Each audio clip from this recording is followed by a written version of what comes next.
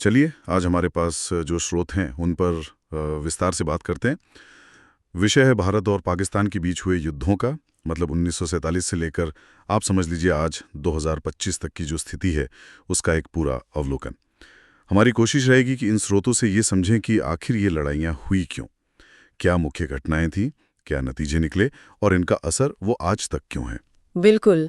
और जैसा कि स्रोत बताते भी हैं, इन सब की जड़ें तो वो 1947 के बंटवारे और फिर वो रियासतों के विलय की जो पूरी जटिल प्रक्रिया थी उसी में है। जी खासकर जम्मू और कश्मीर का मसला वो तो बार बार केंद्र में रहा है। हाँ, तो कहानी वहीं से शुरू करते हैं 1947-48 से।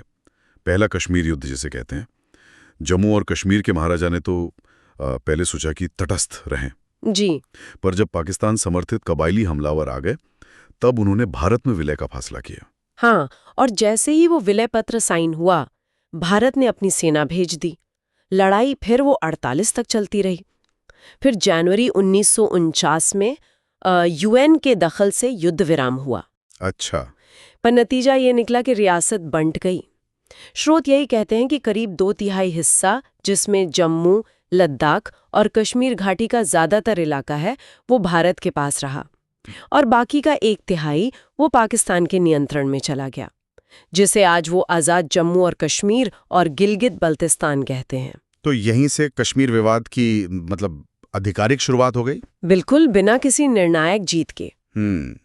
युद्ध विराम तो हो गया, पर शांति शायद पूरी तरह आए नहीं, क्योंकि 1965 में फिर से एक बड़ा युद्ध छिड़ गया।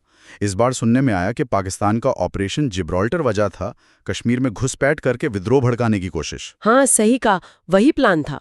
और ये लड़ाई सिर्फ कश्मीर तक ही नहीं रुकी, पंजाब, राजस्थान, वहां भी बड़े पैमाने पर जंग हुई। स्रोत बताते हैं कि नुकसान दोनों तरफ बहुत हुआ, जाने भी गई, माल का भी नुकसान हुआ। हाँ। भारत ने पंजाब में कुछ जमीन पर कब्जा जरूर किया था, लेकिन फिर जनवरी 1966 में ताशकंद समझौता हुआ। सोवियत संघ ने कराया था वो। जी, उनके मध्यस्थता से। और उसमें तय हुआ कि सब अपनी अपनी पुरानी जगह लौट जाएं, मतलब यथास्थिति बहाल। तो जमीनी तौर पर कुछ बदला नहीं। कुछ नहीं, पर हाँ, कड़वाहट और बढ़ गई। तनाव वैसा का वैसा ही रहा। फिर सिर्फ 6 साल का गैप और 1971 में एक और युद्ध। लेकिन इस बार मुद्दा कश्मीर नहीं था, है ना? ये पूर्वी पाकिस्तान का संकट था। बिल्कुल। वहां राजनीतिक उथल-पुथल मची हुई थी और भारत, वो मुक्ति बाहिनी यानी जो बांग्लादेश की आजादी के लिए लड़ रहे थे, उनका समर्थन कर रहा था। अच्छा। युद्ध की शुरुआत हुई 3 दिसंबर 1971 को। पाकिस्तान ने अचानक भारतीय हवाई अड्डों पर हमले कर दिए। हाँ। भारत ने फिर तुरंत दोनों मोर्चों पर, पूर्व और पश्चिम, जोरदार जवाब दिया। और ये युद्ध तो भारत के लिए बहुत बड़ी जीत थी। निर्णायक जीत। कितनी जल्दी खत्म हो गया था ये। बस 13 दिन। 16 दिसंबर 1971 को पूर्वी पाकिस्तान बन गया बांग्लादेश, एक नया आजाद देश। और ढाका में जो हुआ वो तो ऐतिहासिक था। 90,000 से ज्यादा पाकिस्तानी सैनिकों ने सरेंडर किया। 90,000। जी। स्रोत बताते हैं कि ये वर्ल्ड वॉर 2 के बाद सबसे बड़ा मिलिट्री सरेंडर था। इसने तो पूरा नक्शा ही बदल दिया होगा दक्षिण एशिया का। बिल्कुल। भारत की ये बहुत बड़ी कूटनीतिक और सामरिक जीत थी। वाह। अच्छा, इसके बाद तो काफी लंबा अरसा शांति रही, मतलब बड़े युद्ध के लिहाज से। फिर 1999 में कारगिल हुआ, वहां क्या हुआ था? इस बार पाकिस्तानी सैनिक और कुछ घुसपैठिए वो नियंत्रण रेखा LOC जिसे कहते हैं, उसको पार करके कारगिल सेक्टर में जो भारत की चौकियां थीं उन पर कब्जा करके बैठ गए। ऊंचाई पर। हाँ, बहुत ऊंचाई पर। भारत ने फिर ऑपरेशन विजय चलाया उनको हटाने के लिए। लड़ाई बहुत मुश्किल थी क्योंकि इलाका बहुत दुर्गम था, पहाड़ी। एक बात जो स्रोत खास तौर पर बताते हैं वो ये कि भारत ने बहुत संयम दिखाया। अच्छा, कैसे? अपनी सेना को LOC पार करने का आदेश नहीं दिया, जबकि पाकिस्तान की घुसपैठ के लिए अंतर्राष्ट्रीय स्तर पर काफी आलोचना हुई। और नतीजा? नतीजा भारत के पक्ष में रहा। जुलाई 99 तक भारत ने अपनी सारी चौकियां वापस ले ली। ये एक साफ सैन्य जीत थी भारत की। तो ये 4 तो हो गए बड़े युद्ध, 1947-48, 65-71 और 99। लेकिन जैसा स्रोत बताते हैं इनके अलावा भी तो तनाव और झड़पें होती रही है। हाँ, बिल्कुल, वो तो एक सिलसिला रहा है। जैसे सियाचिन ग्लेशियर का संघर्ष है, वो तो 1984 में भारत के ऑपरेशन मेघदूत के बाद से ही एक तरह से चल रहा है। ज्यादातर ऊंची चोटियों पर भारत का नियंत्रण है वहां। फिर 2001 में भारतीय संसद पर हमला हुआ।